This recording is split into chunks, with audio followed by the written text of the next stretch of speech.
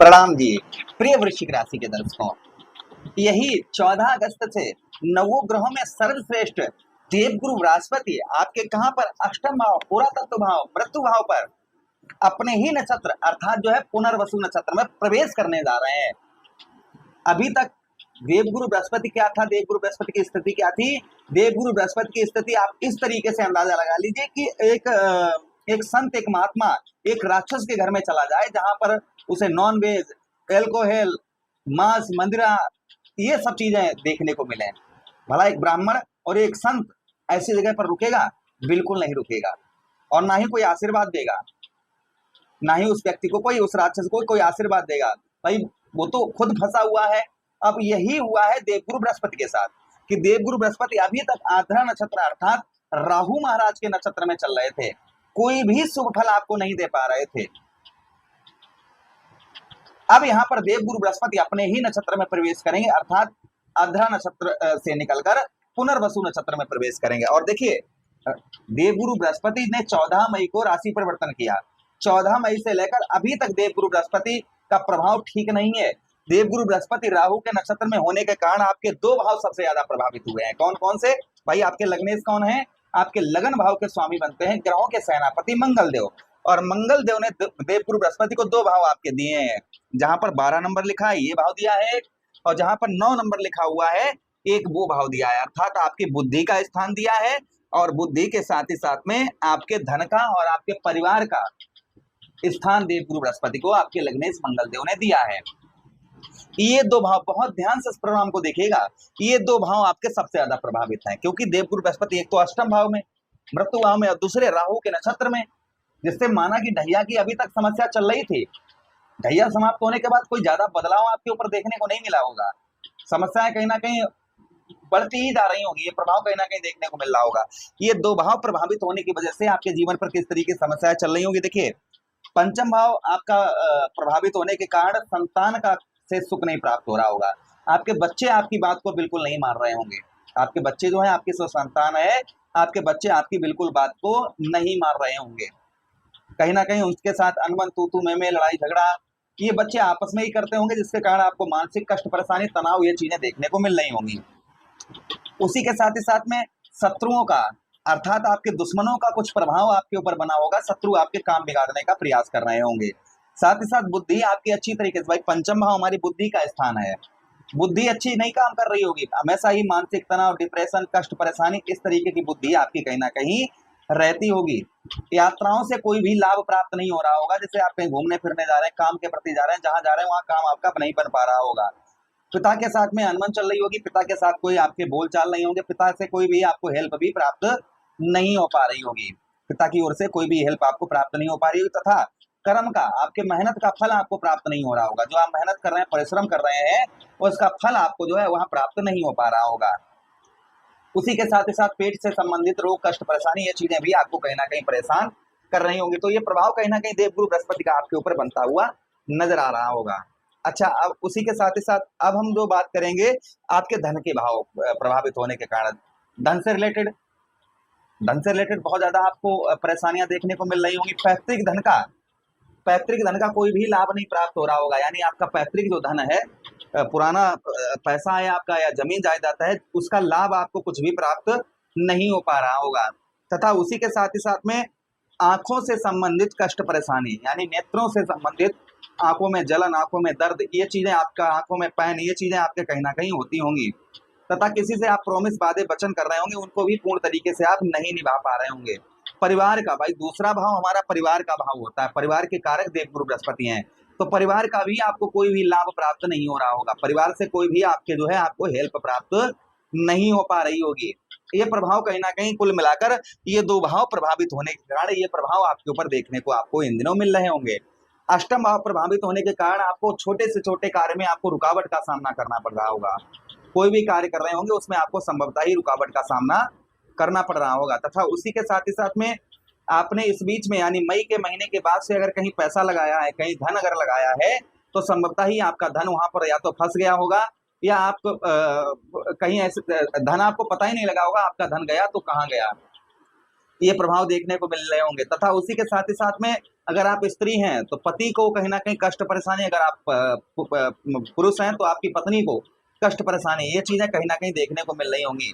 तथा विदेश, अगर फॉरेन में आप हैं, विदेश में हैं, तो कोई भी लाभ आपको देखने को नहीं मिल रहा होगा। विदेश से संबंधित किसी भी प्रकार का कोई भी लाभ आपको देखने को नहीं मिल रहा होगा। अगर आप वीजा वगैरह आप पास होने वाला था, वो भी नहीं हो पाया होगा। फॉरेन में आप अगर जॉब वगैरह करते हैं तो उसमें भी कहीं ना कहीं समस्याओं का सामना करना पड़ रहा होगा।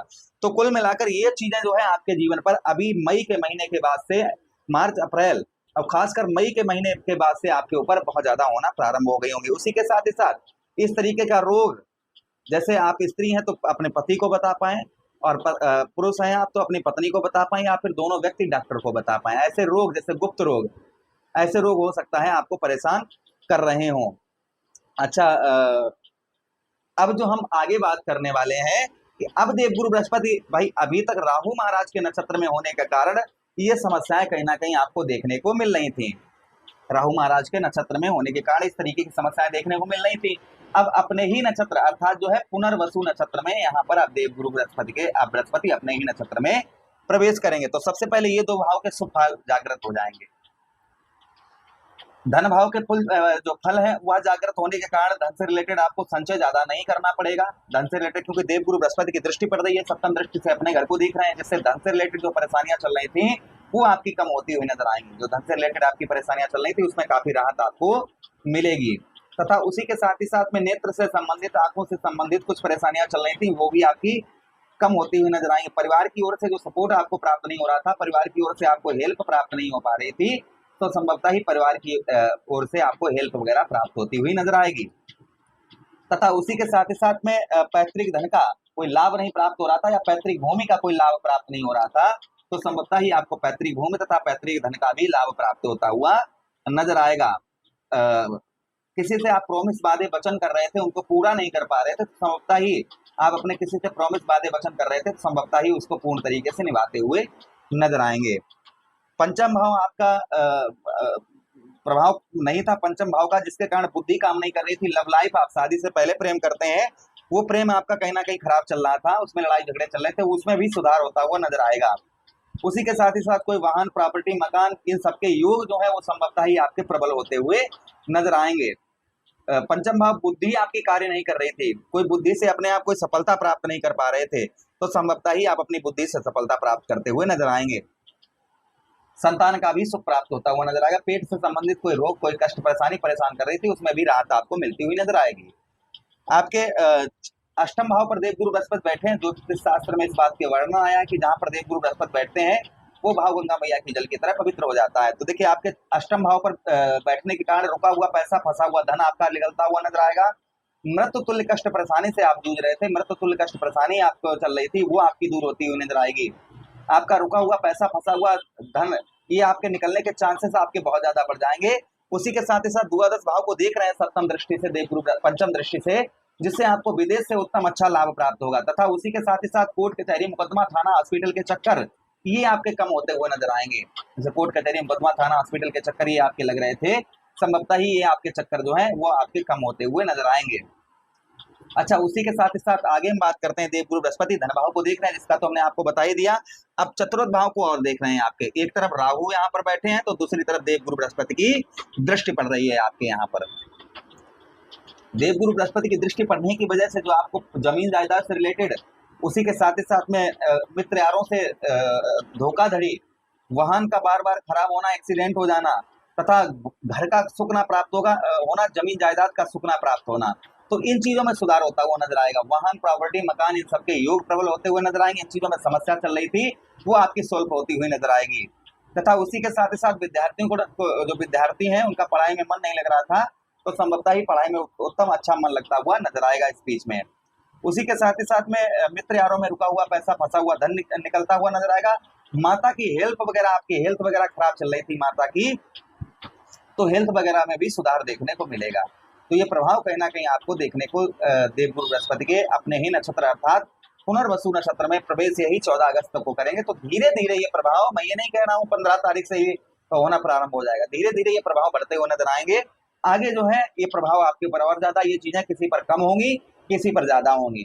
अगर आपके आचरण शुद्ध है तो ये चीजें आपके ऊपर होंगी ही होंगी। अगर आचरण शुद्ध नहीं है आपके तो ये ना के बराबर आपको प्राप्त होगा, ध्यान रखिए हमारी बात। उपाय की बात करें हम तो देखिए, आप भगवान श्री कृष्ण की आराधना करें। गुरुवार के दिन भगवान श्री हरि को या भगवान कन्हैया को आप जो है लड्डुओं का भोग लगाएं। उसी के साथ ही साथ में आप क्या उपाय कर सकते हैं, उसी के साथ ही साथ आप जो है केले के जड़ पर हल्दी डालकर जल चढ़ाते रहिए, विष्णु सहस्त्र नाम का पाठ करिए, ये उपाय करिए। ये उपाय करने से 100% आपको लाभ होगा। आशा कर रहे हैं वीडियो काफी अच्छा लगा होगा। लगा है तो लाइक कर दीजिए, चैनल को सब्सक्राइब कर दीजिए और यह वीडियो अपने मित्र यारों के पास शेयर कर दीजिए। हमें आदेश दीजिए, किसी अन्य प्रोग्राम में पुनः वेट करेंगे। हरे कृष्णा।